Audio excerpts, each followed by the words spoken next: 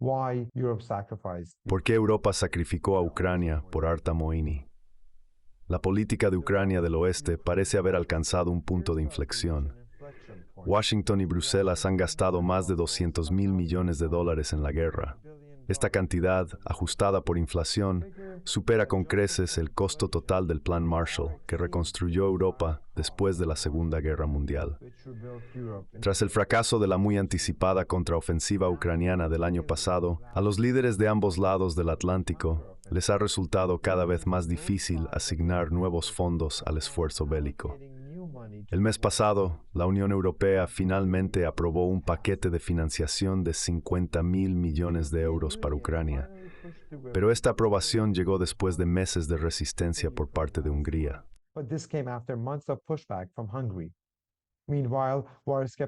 Mientras tanto, los partidos escépticos a la guerra están aumentando en las encuestas en varios países.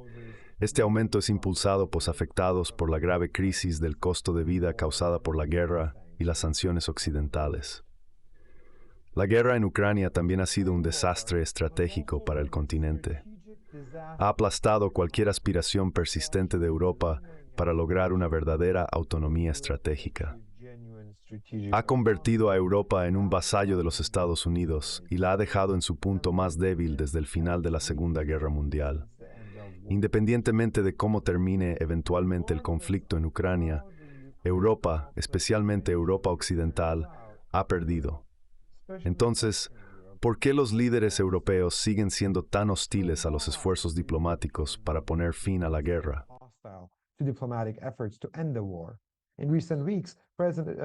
En las últimas semanas, el presidente francés Macron sugirió que tropas europeas o de la OTAN podrían desplegarse en Ucrania. Luego moderó sus comentarios tras enfrentar críticas, insistiendo en que la guerra es existencial para Europa y que nada debería estar fuera de la mesa. Sin embargo, tales afirmaciones no se basan en la realidad. La seguridad europea no está en juego. Rusia es incapaz de conquistar y mantener siquiera la mitad de Ucrania, y mucho menos expandirse más allá de ella. El mito común en Occidente de que Putin tiene como objetivo restaurar el imperio soviético es solo eso, un mito hiperbólico alejado de la realidad. A pesar de esto, el compromiso de la élite con Ucrania, independientemente de los costos, es demasiado deliberado y sistemático para ser descartado como locura o pura incompetencia.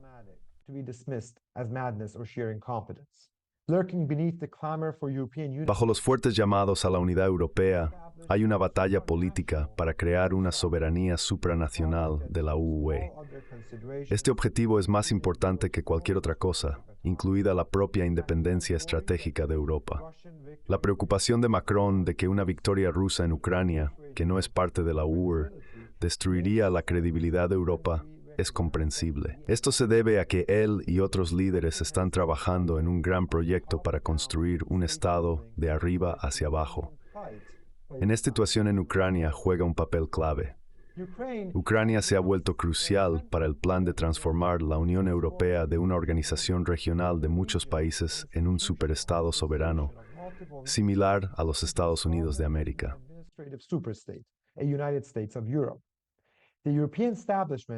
El establishment europeo está profundamente conectado con Ucrania. Muchos tecnócratas europeos creen que Europa incluye Europa del Este, pero no a Rusia.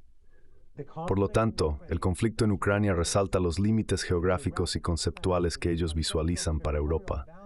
Más importante aún, la situación en Ucrania es crucial para las ambiciones de la Unión Europea de volverse más parecida a un Estado y de ganar legitimidad política. Dado que el modelo de Estado-nación y la idea de soberanía popular son ampliamente aceptados como la base para la legitimidad de un Estado, todos los estados modernos, incluidos aquellos que son transnacionales o imperiales, necesitan establecer una identidad con un grupo específico de personas. El Leviatán moderno es como un parásito que se alimenta del mito del pueblo. No puede existir sin un huésped del cual vivir y eventualmente tomar control. En el mundo de hoy, donde la soberanía y la legitimidad política se basan en la identidad, es la unidad del pueblo gobernado, más que las cualidades específicas de quienes están en el poder, lo que justifica la autoridad. La influencia invasiva y en constante expansión de los estados modernos se oculta detrás de la idea de nosotros el pueblo. Este concepto es una unidad construida o proyectada que la clase gobernante alaba regularmente para justificar su exceso de alcance. Por lo tanto, los estados modernos no son solo impersonales y sin rostro, sino que también están construidos sobre una red de mitos e historias sobre el pueblo.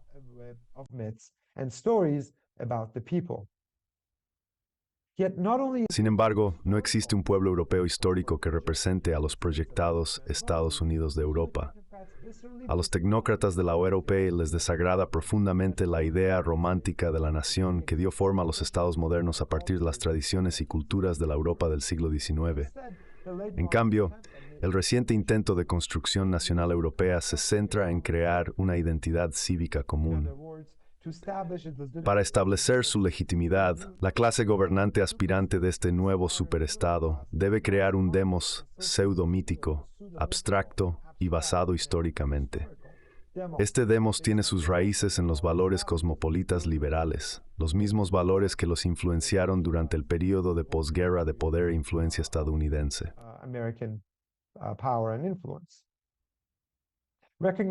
Reconociendo el poder emotivo de la lucha de Ucrania contra la dominancia rusa, las élites europeas han apropiado esta lucha para predicar los preceptos ideológicos que para ellos significan la europeidad y, de hecho, la civilización misma. Casi de la noche a la mañana, Ucrania llegó a representar los valores europeos ilustrados como la libertad, la democracia, la tolerancia y el buen gobierno. Mientras tanto, Rusia se transformó en una especie de anti-Europa, el opuesto de la Europa civilizada, la horda bárbara en las puertas. Como ha escrito el sociólogo y colaborador compacto Frank Furedi, Ucrania es ahora un manantial de autoridad moral y una fuente de redención colectiva, mediante la cual la fe en Occidente se valida por los héroes en Ucrania.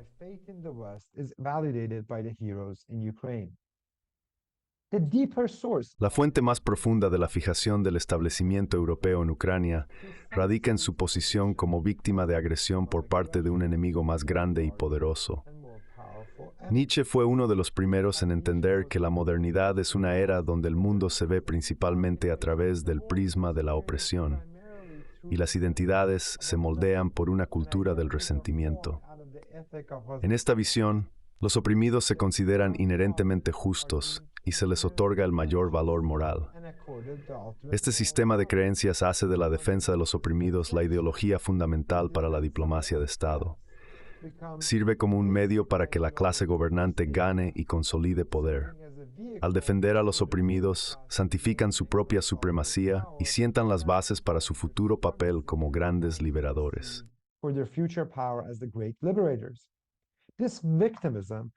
Esta mentalidad de víctima se ha convertido en el principio organizativo central detrás de gran parte de la agenda sociopolítica de la Unión Europea. La promoción del multiculturalismo, la diversidad y los derechos LGBTQ, junto con políticas sobre el discurso de odio, la inmigración y la educación, se centran en identificar chivos expiatorios y en elevar a las minorías socialmente vulnerables y desfavorecidas. Salvar a estas víctimas virtuosas genera moneda moral y sirve como una manera de legitimar a Bruselas, asegurando su continuo empoderamiento institucional y burocrático. El sufrimiento en Ucrania ofrece una nueva oportunidad para extender la narrativa de víctima que ya influye en la formulación de políticas de la UE.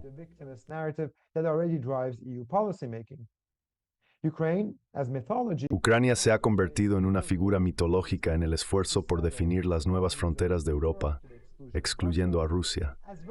También juega un papel significativo en la formación de identidades que las nuevas élites feudales de Europa utilizan para crear su visión de ciudadanos europeos cosmopolitas. Este proceso implica disminuir, igualar y finalmente resocializar las poblaciones históricas reales de Europa.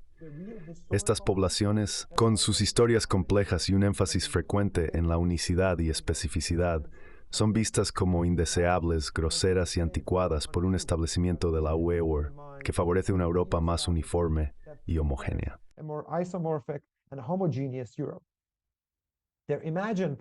Su imaginada polis es una nación-estado abstracta, transnacional y legalista, Sus ciudadanos están principalmente unidos por valores universales y motivados por la justicia social global y la búsqueda utópica de eliminar todas las formas de opresión.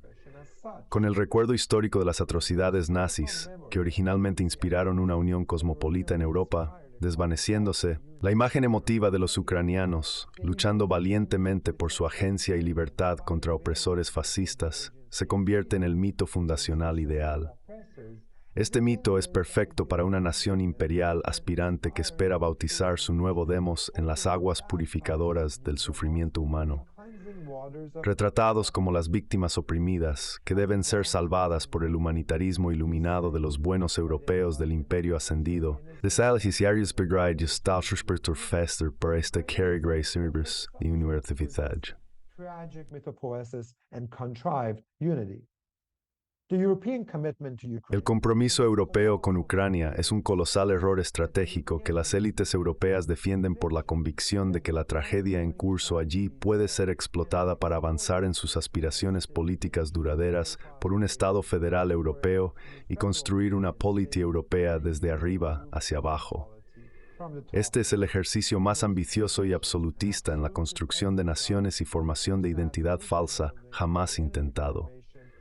Sin embargo, el costo de lograr tal soberanía política incuestionable en Europa parece ser la rendición del otro largo plazo de Europa, la independencia geopolítica de Washington.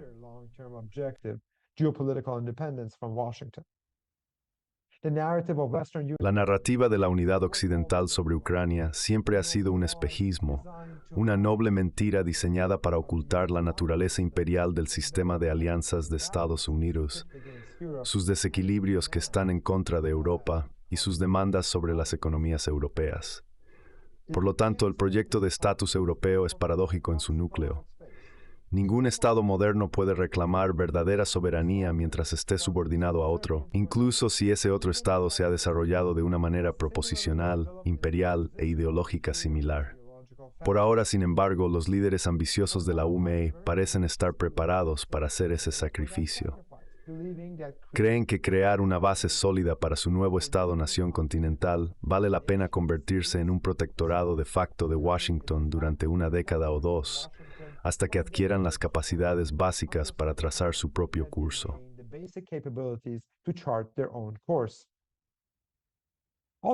En última instancia, las élites gobernantes de la Unión Europea buscan centralizar el poder en Bruselas y reducir la influencia de los Estados miembros. Están persiguiendo este objetivo de soberanía política, incluso si significa sacrificar la prosperidad económica y la independencia estratégica. Para ellos, este parece ser un intercambio aceptable. En esta lucha, Ucrania es solo un peón. Mientras que los ucranianos podrían estar luchando por su soberanía nacional, en realidad están siendo utilizados para empoderar a los nuevos líderes de Europa y apoyar los sueños de un superestado europeo. Esto fue Artur Moini leyendo Por qué Europa sacrificó a Ucrania en Compact. Gracias. Thank you.